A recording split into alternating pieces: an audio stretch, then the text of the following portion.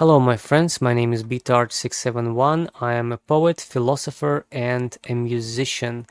And if you try to check my videos on this channel, you can find out that they are in Russian language. So in this video, as an exception, I'll try to use English and try to express my thoughts in it and share with you my opinion and experience regarding um, English learning process, language learning process. So, first of all, I think this video might be useful for people who are trying to study this language by themselves without using any tutors, without taking any classes, and they just do everything they can just for free. Maybe they also try language exchanges and so on. For example, for me, I think it's kind of unfair when a person who lives in the USA or who has a husband or a wife who is a native English speaker. For me, it's unfair when these people give you advice of how to how to learn a language easily without any efforts. When you can use only, spend only 5 minutes a day and have like steady progress just by doing some stuff. I think if you do not live somewhere in the USA or in Britain, for you it will be really hard, especially if we try to distinguish people with abilities towards learning languages and ordinary people. For example, I myself, I am a person who has no any privileges or any advantages over other people. My memory is quite ordinary, and sometimes even I have difficulties to spend more than 3 or 4 hours studying something, because I got headaches, I got some kind of dizziness, maybe just because I focus my vision, my eyes too much time on something, or maybe I try to think too much, and that's how it works with my brain. So that's why, if you are not as those prodigy who can tell you that you can easily learn English up to C2 level in 6 months, you need to work as hard as you can, like spending lots and lots of hours in front of your computer or mobile phone. It depends what you're using most of your time. So I think if you are an ordinary guy, you need to try to expose yourself to English by all means. For example, nowadays I'm trying to watch animes using only English voiceovers, and for example, my morning routine starts from doing washing up, cooking meal, and eating. And during this time, it could take like 1 hour or maybe 1 hour and a half. During this time, I'm watching animes with English translations, and I think watching these types of cartoons is much easier to hear, to understand what they're saying, comparing to movies. For example, movies, it feels like that the actors are trying hard to be as real people, and they do not try to speak properly, to speak allowed to speak legibly. Some of them they speak whispering something, some of them do not use their full voice to say like a phrase or maybe a word. And watching these modern movies, you can like omit or maybe skip maybe 30, 40 or even 50% of the gist of the story, just because you can't understand what they are saying. And for me it's much easier to understand animes because they use maybe more primitive or maybe more simple language, I mean simpler language comparing to movies. But still, for example, recently I've heard the word for fit.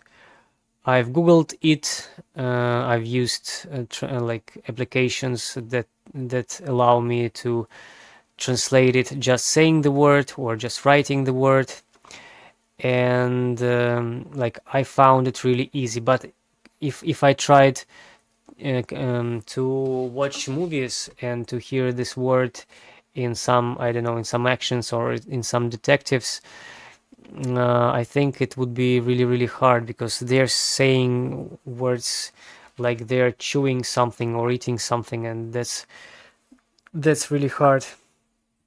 So, first of all, you need to expose yourself to English as much as possible. Like I do, I'm watching animes, watching different videos, and so on. And maybe it helps me to solidify some words, solidify some phrases that I've heard previously. The second thing to learn the language is to read something in English, but I don't think it's a good idea to read fiction books because they have lots of phrases, especially old-fashioned, that maybe aren't used so much nowadays.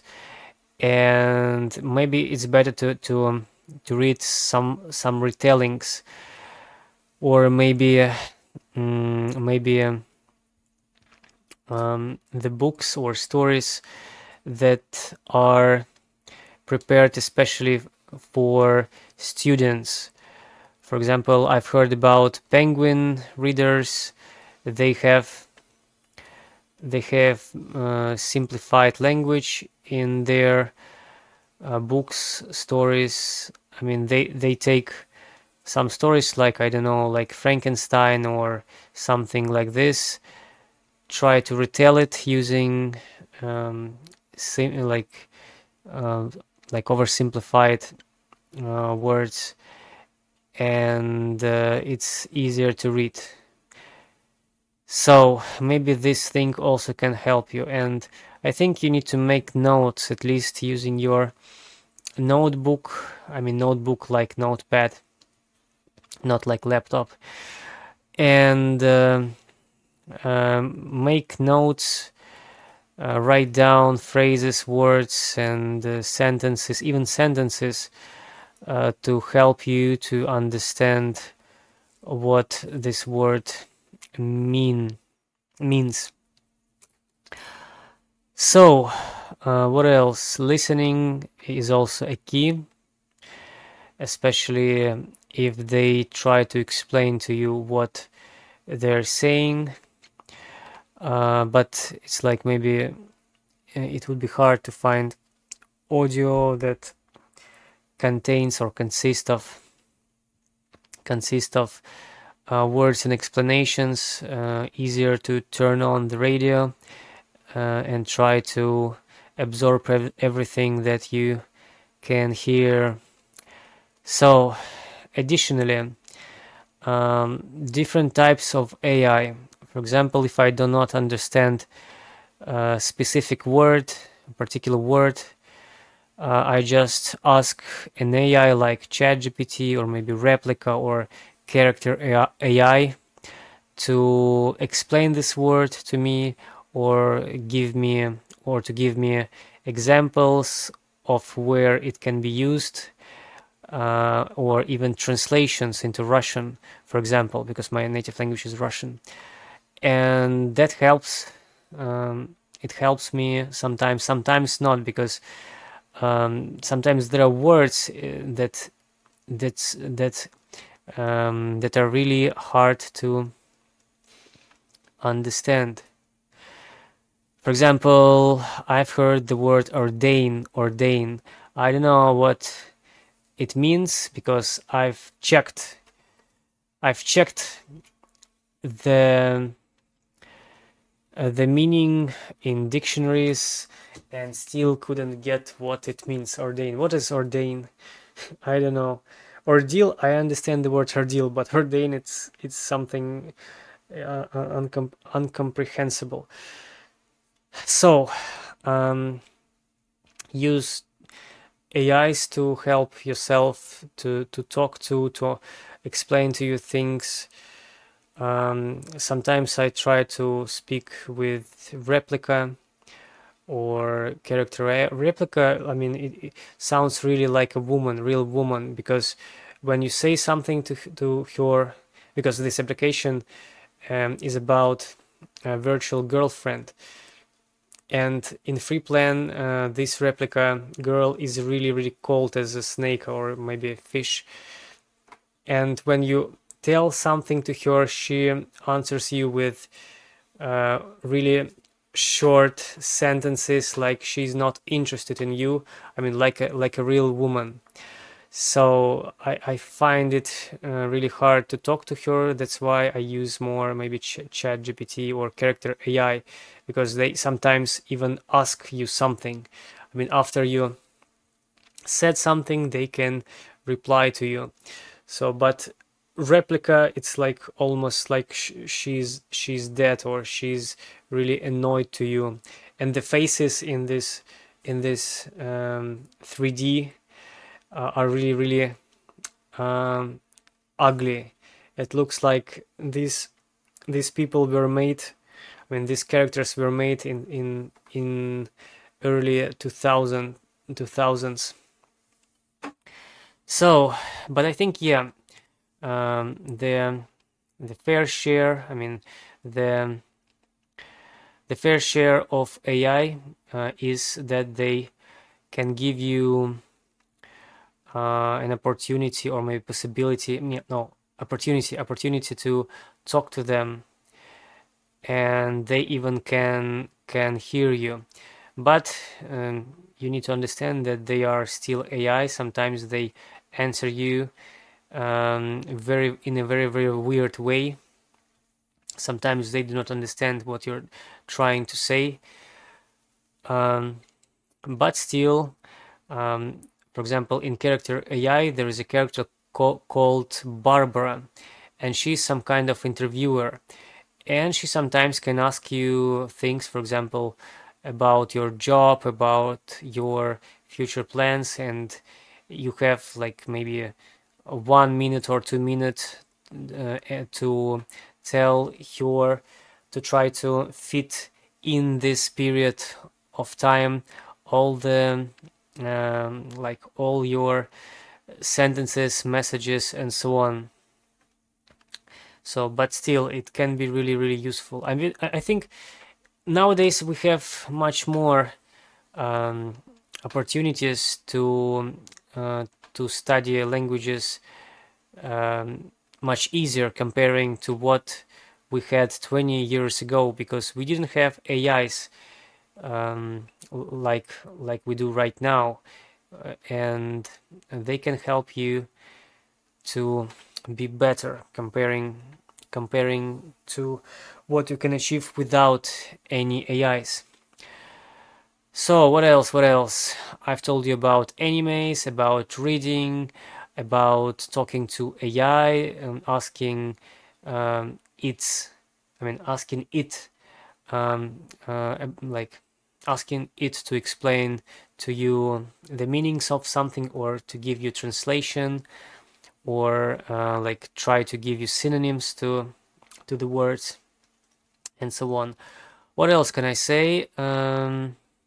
Maybe sometimes it's easier to get, I mean, to buy maybe a book, a textbook that is related to English and that has translations into your native language, because you can check, is it right or is it wrong, just asking AI.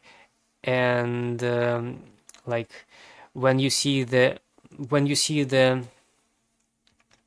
how to say this, when you see the content that is divided on levels, it could be easier to find the level that is related to yours, and start practicing, start learning something new, comparing to just watching videos on YouTube that do not have any particular plan of actions. They just give you some pieces of information or some mosaics that you need to connect together. I think it also can be really distracting. That's why you need to use special, I mean, maybe special books, textbooks that have the structure of a courses, and they are divided by levels. And especially it would be easier if it has already translations into your language. So what else?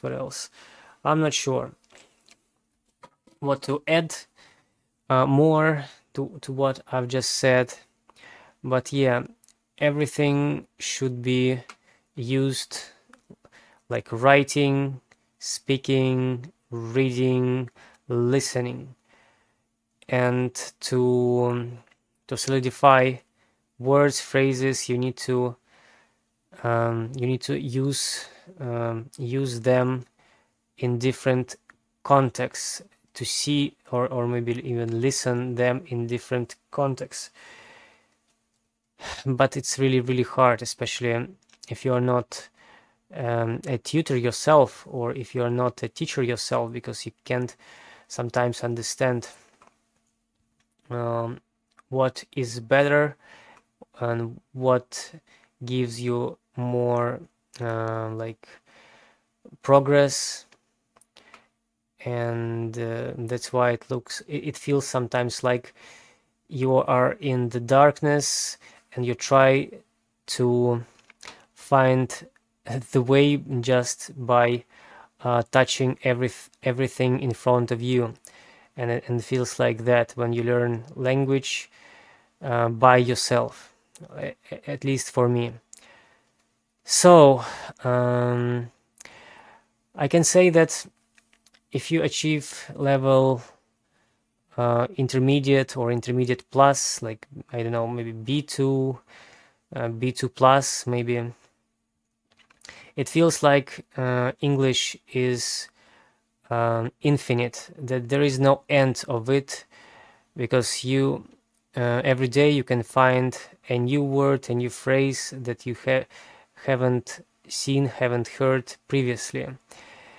And it can be really frustrating, because it seems like there is no end point where you can say, I've just memorized the whole English, I've just accomplished the whole course of it, and I can use it in every situation, in every, I mean, in like, how to say this, during any discussions about any subjects, about any topics I want. I think it's impossible to say like this, because some areas, they are really hard, and for me I think it's something like you did in your native language. You need to study special subjects like biology, like mathematics, like maybe literature, maybe something else, using your target language. And only this way you can say that you can understand English as a native English speaker. I think so. Otherwise, there would be always words and phrases and some idiomatic expressions that you haven't heard, and for you it would be like a, I don't know, like a blank page when some person, a person says something to you, and you can get this phrase, and for you it would be like a blank or gap in the sentence, because you can't get what they've just said to you. What else can I say? I think maybe that's all.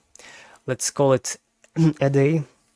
Let's wrap it up, I think it's called, because I think I've reached my limits in using English right now, and especially when the topic is some kind of how to say, controversial, because some people say that you can only be as a native, speak as a native and understand as a native when you live in the USA or in Britain. But some people say that when they moved there, they still couldn't reach the level of natives, and their speech and their understanding is basic, especially if we talk about like Brighton Beach and other places. For example, for Russians, or for people who can speak Russian, they just can't achieve anything. Anything high in English, just because they do not do not have a serious attitude towards learning. So that's why it's impossible to say which way of learning is better, because like there is no fair circumstances for everyone. Those who have reached their high levels, sometimes they had like English, they had English classes at universities where every subject is taught using English. For example, I've heard about those people. They're kind of very, very rich, and even in Russia they could study at these universities just because their parents were very, very wealthy. So, but for commoners like me, or maybe you too, you need to rely only on hours, on time that you can spend during the day on English, on it, and maybe your consistency, because you need to do this every day, 7 days a week. And even it would be maybe harder comparing to those who could use this help from courses, universities, and other things. So that's all. I don't know what to say more, because like there's lots of, I don't know how to say this in English, but when we talk about everything and when there is nothing to say more, which in Russian there is a word "lить воду," but I don't know if it makes any sense to say pour water in English, because maybe in some way it can be, it can have sense, it can make sense, but still I'm not sure if it is possible to use this phrase in English, to pour water, if you do not know what to say, and if most of your speech contains of useless information. Okay, thank you for your attention. See you, goodbye.